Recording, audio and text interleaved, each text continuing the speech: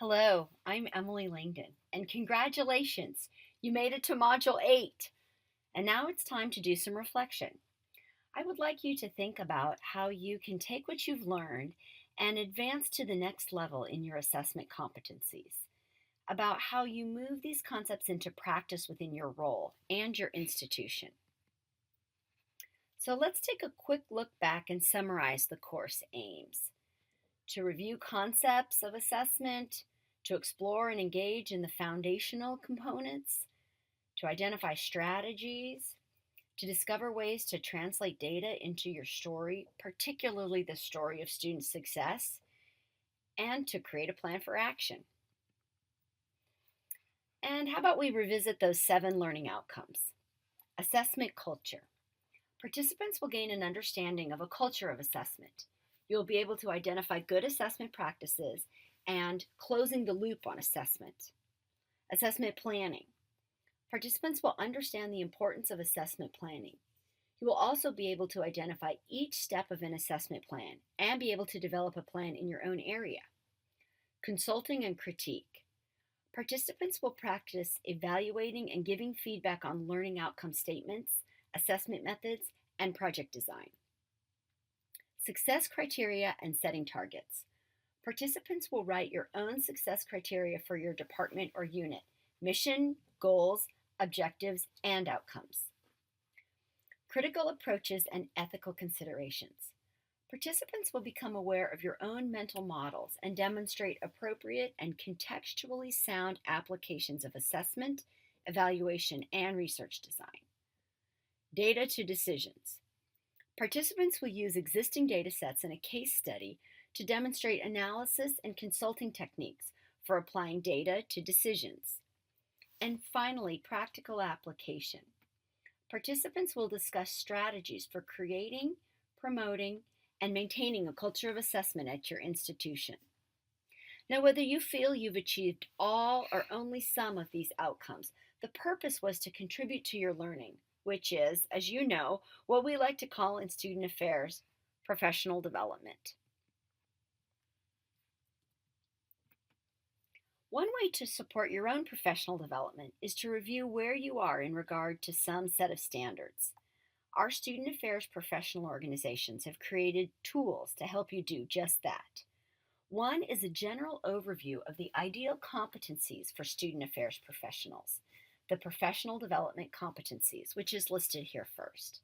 And the other is a set of standards focused specifically on assessment skills, the assessment skills and knowledge, or the ASK standards, which is listed second on this slide. ACPA and NASPA worked together to create the professional development competencies. They address 10 areas of our work in student affairs, including one area called Assessment, Evaluation, and Research, AER. You will find this in the resources section of this module, and if you don't already have it, I would hold on to it for future reference. For our purposes, I'm just going to talk about the one section for Assessment, Evaluation, and Research.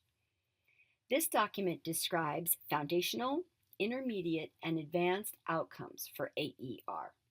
I have used it in a student affairs graduate prep program course, but it is a wonderful tool for all student affairs professionals at any point in your career. You might review the competencies, then team up with a colleague or mentor to discuss your responses and areas for additional professional development. Depending on where you are in your career and your assessment journey, you can use it to set some short-term goals, say 1 to 3 years, and some long-term goals over the next 3 to 5 to even 10 years by identifying where you see yourself as foundational, intermediate, or advanced. And now our own Joe Levy, you will recall from modules 3 and 5, was part of a team of student affairs colleagues who took the ACPA NASPA competencies and created descriptive rubrics for each area. So it's all set up for professionals to use this for self-assessment. I have listed just 2 of the sections of the AER rubric. This is also available in the resources section of this module. To further your professional development, you might review this AER rubric, Then your self-assessment might guide a discussion with a mentor or help you design a professional development plan. The ACPA Assessment Skills and Knowledge, or ASK standards, were designed with capacity building and professional development specifically for assessment in mind. Phrased conversationally, content standards describe what you need to know. That is, what do student affairs professionals need to know in order to do assessment? There are 13 areas of assessment, and they're listed here on this slide. The document identifies abilities necessary for student affairs professional in each one of those 13 content areas. However, they do not suggest to what extent. The ASK standards are also in this very handy resources section of Module 8. All 3 tools in this resources section can be utilized to ascertain your skills and to provide a structure for your professional development.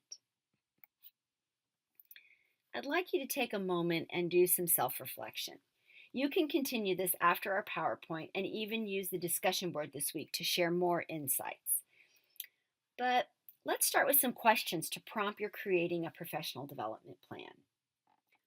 What areas of assessment or concepts are within your next stage of development? What skills or knowledge do you need to fulfill or grow in your role? Let's put the emphasis here on the distinction between fulfill your role, so perform at a standard minimum of practice, and grow in your role, so excelling and exceeding job duties, creating new opportunities, or even promotion. Can you create 2 to 3 goals for your assessment professional development trajectory? Make sure they're SMART goals, specific, measurable and meaningful, action-oriented, realistic, and time-based or trackable. And finally, operationalize your plan. Apply the concepts learned in this course. Do so in collaboration with campus partners or mentors or even your supervisor, any work group you might be able to pull together. Get involved with a professional association or 2. Continue to do the professional readings. Each module in this course has suggestions for further reading or digging deep, so please use those. Keep track of the assessment work you've accomplished. Be sure to reference the full scope of the assessment cycle. Give yourself credit for all the assessment components, not just the results section that perhaps your supervisor or your institution might be focusing on. Share assessment concepts with others. It helps check your meaning. And if you're more advanced in your assessment journey, then share strategies for developing others, interjecting concepts into conversations, or demonstrating application of assessment practice within meetings. Become a champion for assessment.